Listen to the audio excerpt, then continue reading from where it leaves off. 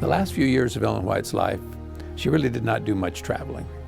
She saved what strength she had to help her work with her secretaries to produce the books that she was authoring. But occasionally, the administrators of Pacific Union College, which was at the top of the mountain above the house where she lived at Elmshaven, you took a little winding road, you went up Howell Mountain to Pacific Union College. The administrators up there at the school wanted the students to hear Ellen White. And so they would invite her to come up and speak for chapel. Now, she did not accept very often, but occasionally she would go up.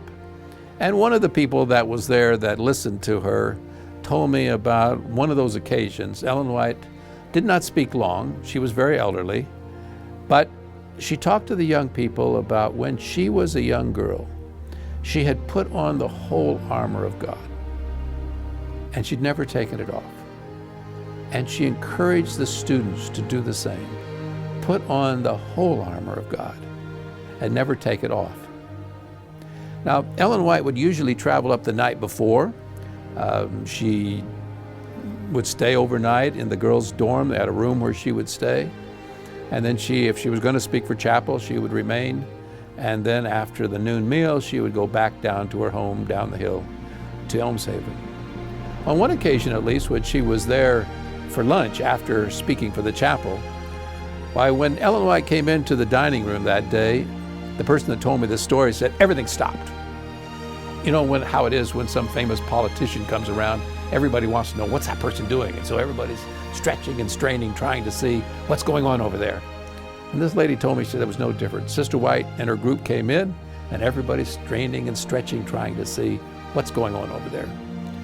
Well, they got seated, and Ellen White liked to have greens with her meals. These could be salad greens, they could be dandelion greens or tender mustard shoots. She liked greens. And for whatever reason, they were serving no greens that day. Now, Ellen White had a lady that lived with her, lived in the house with her, and had been with her for many, many years, 20 or 30 years by this time. Her name was Miss Sarah McInturfer. Now, Miss McInturfer ran the house, especially the last few years. She ran Elmshaven. For instance, if you had wanted to see Ellen White and you arrived at Elmshaven and you did not have an appointment, you did not get by Miss McInturfer. Her room was right in the front, right by the front door, and you did not get to go up those stairs to where Ellen White's writing room was if you didn't have an appointment. She was an interesting lady. She was an interesting lady, let me tell you.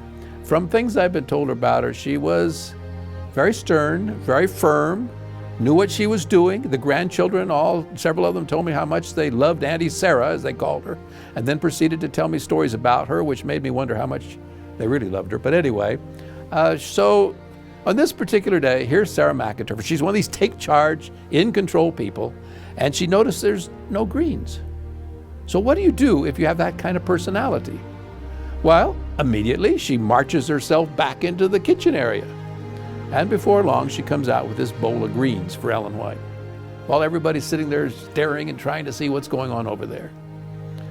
And Ellen White said to her, "Sarah, I really could have gotten along without my greens on one occasion."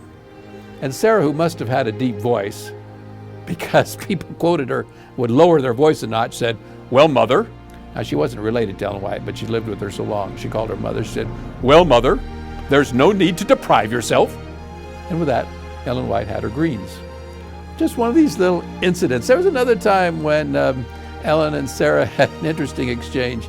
It was down at Elmshaven, though. Sarah came in at a noon meal, bringing some greens to Ellen White, and she presented them to Ellen White and said, "Well, Mother, here's your horse feed." Well, there was a young man there who had just started working for Ellen White, later married Ellen White's granddaughter, actually. Anyway, he was aghast, speaking to the prophet like that. "Well, Mother, here's your horse feed," giving her these greens. And Ellen White said, "Well, I don't see that my horse feed is any different than your cow peas. And she looked over at a bowl of cow peas.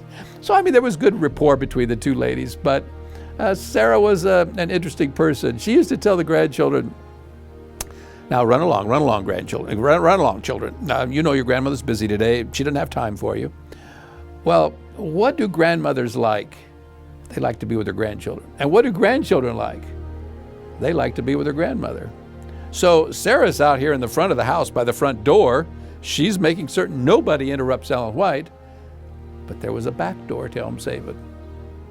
So one of the grandchildren told me, she said, you know, we found out that we could sneak in the back door if we opened it very quietly, and we could go up the little back stairway that opened right into our grandmother's writing room. And they all knew Ellen White was busy and important. I mean, they didn't understand the full ramifications of her ministry as a child, or as children, but they knew that it was important, whatever it was. And later, of course, they came to understand about her being the prophetic messenger. But they wanted to see Grandma. So they'd worked out a little deal with her grandmother. She would be writing or whatever she was doing, but when she would lay her pen down, that was a sign.